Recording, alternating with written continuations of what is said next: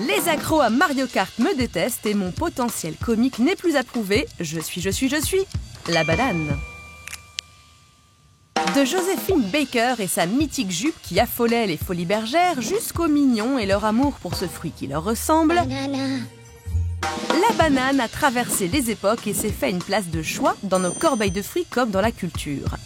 Elle a même inspiré des chanteurs. Philippe Catherine l'a brandi en étendard libertaire dans son ode barré à l'anticonformisme et au naturisme balnéaire, tandis qu'une Lio de 16 ans sautillante en a fait la star d'une chanson culte des années 80. Bananana, bananana. Ouh. Au Japon, ça sautille également. Banania et ses copains chats vivent dans des pots de bananes et rêvent de faire la planche dans du chocolat fondu. Yeah. Les petits Australiens, eux, ont suivi pendant 10 ans les aventures des deux bananes en pyjama du dessin animé Bananas in Pyjamas. Eh oui, il fallait le trouver. Si elle domine depuis 2 siècles le podium des fruits rigolos, c'est grâce aux stars du cinéma muet comme Buster Keaton ou Charlie Chaplin qui ont consacré sa puissance burlesque. Une tradition dont se réclament de nombreux héritiers, dont Mr Bean et ses préceptes bananesques. An object can become funny by being in an unexpected place. Le facétieux Banksy, lui, propose une version pacifiste de Pulp Fiction et nous prouve que du violent au burlesque, il n'y a qu'une banane.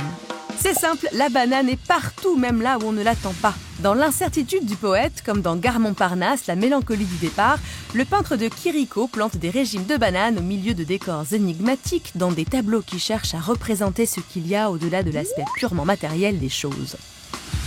Encore plus sibylline, la banane scotchée sur un mur de l'artiste Maurizio Cattelan. Baptisée Comedian, maintes fois détournée, par la pub ou par de facétieux internautes, elle s'est arrachée au prix de 150 000 $. Détourner un objet de consommation pour en faire une œuvre d'art, c'est la spécialité du pop art et de son pape Andy Warhol.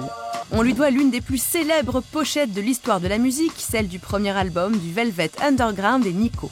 Un autocollant en forme de banane qui nous invite à le décoller lentement et découvrir ce qui se cache en dessous. Surprise, c'est un pénis tout rose, inutile de tourner autour du pot. Il faut dire que la banane est équivoque. Serait-ce elle, le véritable fruit défendu ? C'est ce que semble nous dire Sarah Lucas avec Eating a Banana. La photographe met en scène une féminité défiante et déviante, vengeant au passage toutes les femmes qui ont déjà essayé de manger une banane dans l'espace public. Énigmatique, comique ou phallique, la culture ne s'est pas mise au régime sans banane, et tant mieux, ça nous a permis d'en faire tout un plat.